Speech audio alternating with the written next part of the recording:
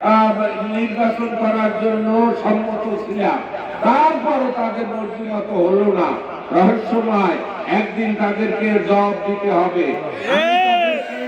নিন্দা করি না, গালমন্দ করি না, তারাও ইসলামের কথা বলে, ন্যায়ের কথা, কিন্তু এই দাঙ্গা, এই সিদ্ধান্তটা তাদের কতটা সঠিক হলো এই প্রশ্নের জবাব তাদেরকে দেশের মানুষের কাছে দিতে হবে।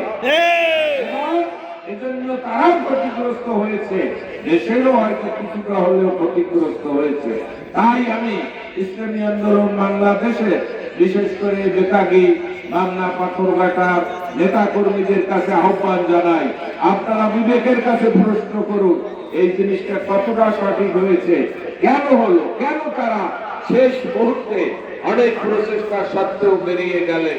আমি তাদেরকে আহ্বান জানাই, আপনারা সুবিবেচনা করে আমাদের পক্ষে, আমাদের পাশে এসে দাঁড়ান। যাই হোক ভাইয়েরা, আমরা সময় খুব কম, বিগত 16 বছর